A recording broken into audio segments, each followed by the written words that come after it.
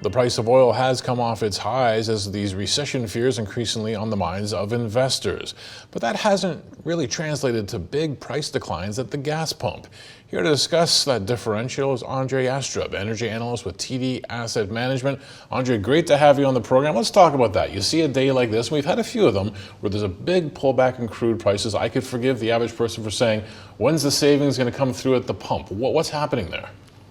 Well, it's interesting. The energy prices are always volatile, and I think if you think about the market right now, it's basically a tug of war between the fundamentals in energy industry overall, which is pretty tight. We have inventories that are very low. We have spare capacity at OPEC that is also very low.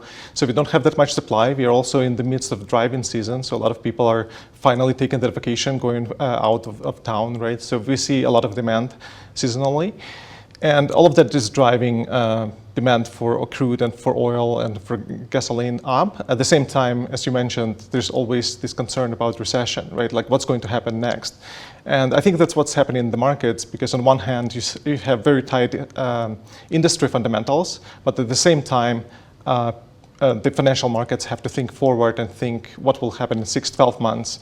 And that's why we see this volatility.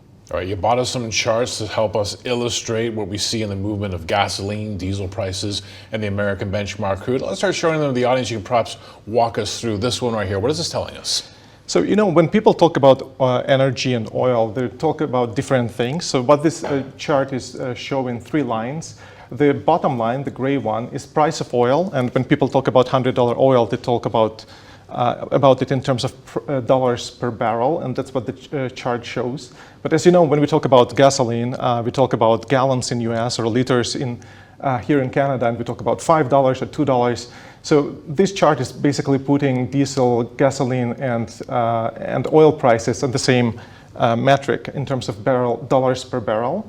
And what's interesting here, if you look at just the gray bar, which is the oil, $100 oil, it's expensive. It's definitely increased a lot from where it was in COVID times. I mean, shortly it was in negative territory. But if you look historically, we're not that far from where oil was in 2011, 2014 for almost 4 years. But what's interesting here and what's different is that those green and yellow lines, they're pretty close to all-time highs here. And that's interesting because what it tells you is that it's not the oil price itself that is so high, it's the refined product, the diesel and gasoline, that is really in short demand. And we can go through a number of reasons that's driving that. Yeah, so that chart was showing nominal prices, I think. You have another one with the same 3 variables, but in real terms. What's the difference there? So, when we talk about $100 oil being expensive, I think there's a difference here because $100 in 2012 is different from $100 today. Even if you think about 2% inflation per year, over 10 years, that's 20%, right? So for $100 oil in 2012, equivalent today should be $120 or even above that. So if we adjust for inflation, oil prices are actually below $100 and it look not that high compared to that period that I was mentioning, 2011, 2014. But if you look at the green line, that one is really way above that period, and it's close to the peaks that we saw in summer of 2008. And what's driving that is that there's a lot of demand for diesel globally. There was a lot of demand for diesel as the economy recovered from COVID, but there are also supply issues on that side. So in North America in particular, there were several refineries that were shut down after COVID and around the last couple of years. In Europe, there's a situation with Russian supply because Europe was getting some of the diesel from Russia, and because of sanctions, they lost some of that supply.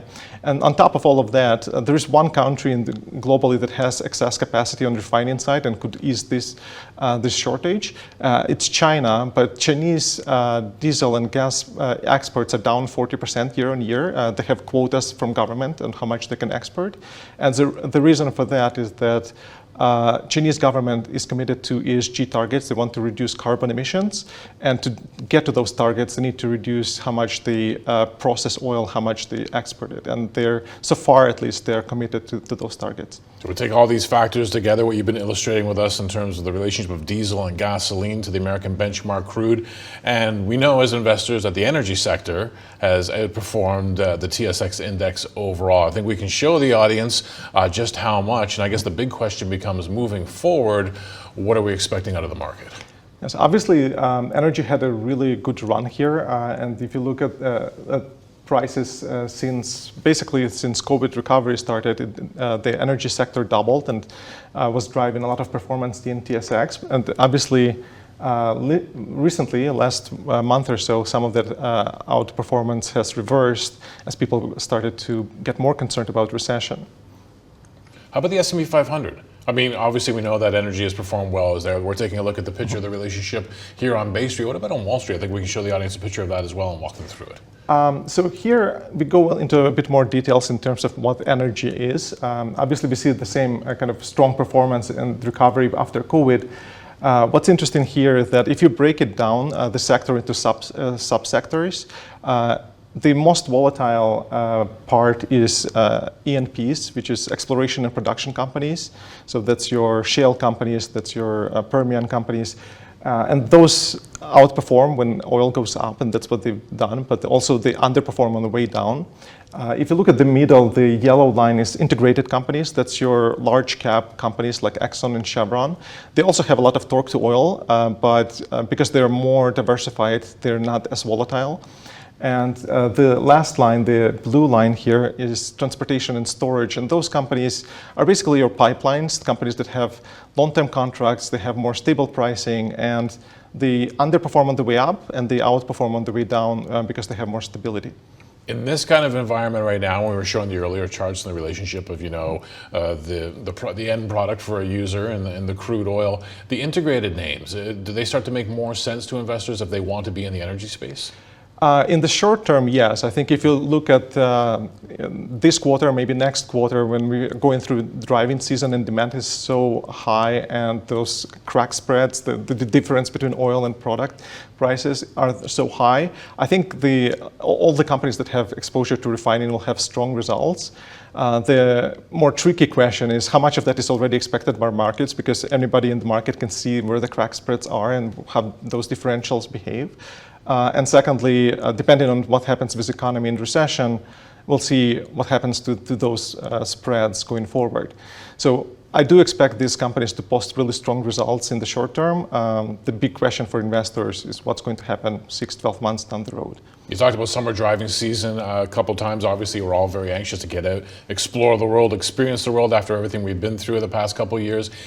Is there a price, though, of gasoline at the pumps that's going to stop us from taking that trip? Or is the market sort of saying, you know what, people are so anxious to get out in the world, they're going to sort of just eat those high prices for a while?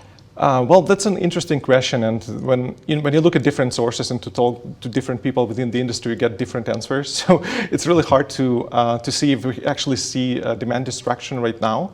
I would say that on a margin, probably yes, but the thing is, it's really hard to tell because we have seasonality, which is during summer, people want to go on that vacation, they drive more. That happens every year. And on top of that, we had COVID, right? So after COVID, a lot of people didn't take that vacation because of lockdowns and health concerns. Now it's time when everybody wants to get out and we see that pent-up demand materializing. So I think my view is that if it didn't have these high prices, probably demand would be even stronger. That's my take. But it will be really interesting to see what happens in the fall when seasonality comes down and people are not taking vacations anymore, and we'll see if there is actual demand destruction.